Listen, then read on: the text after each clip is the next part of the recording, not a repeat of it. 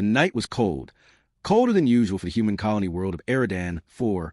Rain fell in thin, icy sheets, soaking the dust-choked streets. Daniel Kane walked quickly with his coat pulled tight, eager to return to his small apartment after another 12-hour shift at the loading docks. He was halfway home when he noticed something strange, a small figure sitting under the awning of a closed shop, shivering. At first, he thought it was a child, but as he drew closer, he realized it wasn't human. Her eyes glowed faintly in the dim light, wide and luminous like twin silver moons. Her skin had a pale lavender sheen, slick with rain, and her hair clung to her face in wet strands of deep blue. She was curled up, hugging her knees, trembling violently. She looked up when she heard his footsteps. Fear flashed in her expression, the way a wounded animal expects to be kicked. "Please," she whispered hoarsely. "Please don't call the patrol. I'll go. I'll disappear." Daniel stopped a few paces away. The colony had plenty of aliens, traders, workers, some refugees. But seeing one this young, alone at night, was unusual. She couldn't have been more than 13, maybe 14, if he compared her to human age. She looked starved, her wrists far too thin, her lips pale from the cold. "I'm not calling anyone," he said softly. "What are you doing out here? Where's your family?" She bit her lip, her silver eyes filled with tears that streaked down her lavender cheeks. "They don't want me anymore," she choked out. Stepmother said I was useless, a burden." She locked the door. "I knocked and begged, but she said if I came back, she'd sell me to the mines. So I ran. But I don't have anywhere to go." Daniel's chest tightened. He'd heard stories like this before. The law wasn't kind to non-human children, without guardians. Alone, she'd be swept up by the patrol and dumped in some labor camp, or worse. She crawled a little closer, her bare feet scraping on the wet ground. "Please, human, you're strong, you look kind. Be my dad. I won't misbehave. I'll be good. I'll work hard. I'll never cause trouble. Just don't let them take me away." Her voice broke on the last word, and she sobbed, curling tighter into herself. Daniel stood there, rain dripping from his hair, heart twisting. He wasn't a father. He wasn't even good with kids. His own life was a mess of long shifts and lonely nights. But how could he leave her here? She would freeze before morning. Slowly, he knelt in front of her and held out his coat. "Here, put this on." Her small hands trembled as she accepted it, wrapping the heavy fabric around her shoulders. She leaned into its warmth like a starving creature. "My name's Daniel," he said gently. "What's yours?" She sniffled, her voice tiny. "Lyrie." "Well, Lyrie, I can't promise much. My place isn't big, and I'm not exactly rich. But if you want, you can come with me tonight, at least to get warm and dry." Her eyes widened, as if she didn't dare believe him. "Really? You won't throw me out?" "Not if you behave like you promised," Daniel said with the faintest smile. "Come on."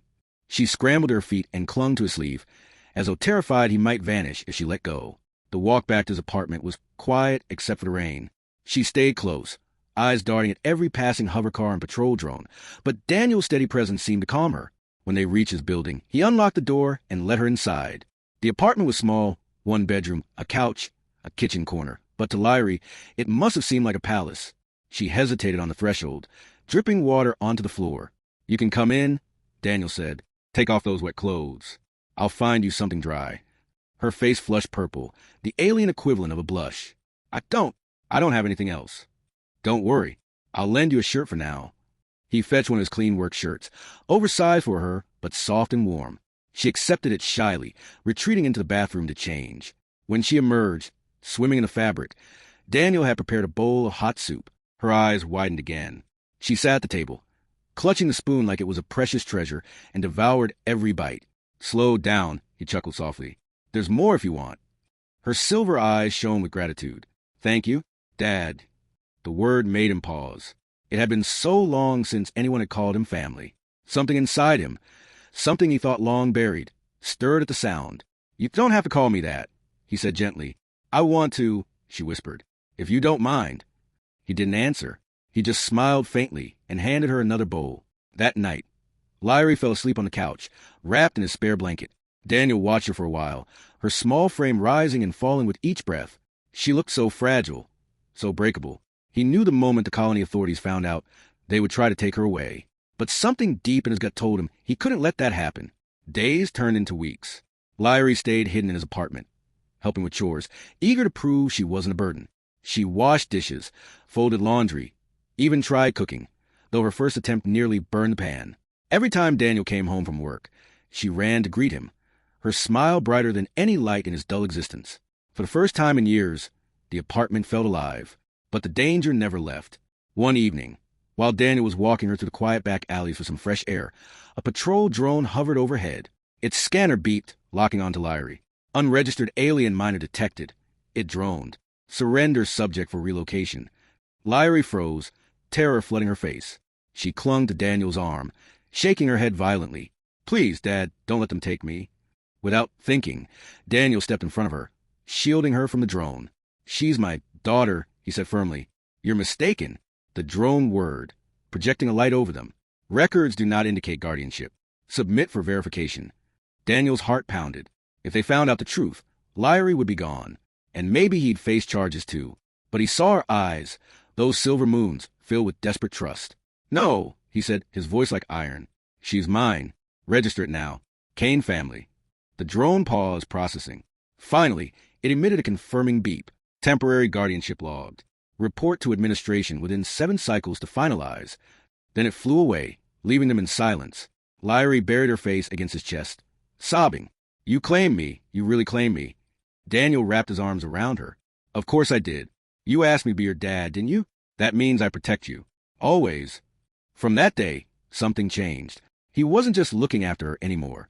He was her father in truth, in choice. And she was his daughter, not by blood, but by bonds stronger than any law. The colony administration wasn't easy to convince. Weeks of paperwork, interviews, and inspections followed. But Daniel never wavered. He told them about Lyrie's stepmother abandoning her, about the dangers she faced alone.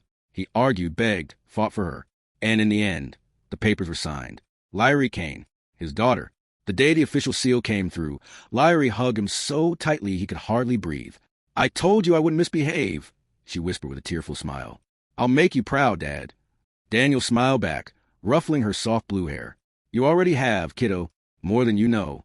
For the first time in years, he didn't feel alone anymore. He had a reason to come home, a reason to keep fighting. And though the galaxy outside remained cold and cruel, inside their little apartment, a father and his adopted alien daughter built a home, together, and neither would ever be abandoned again.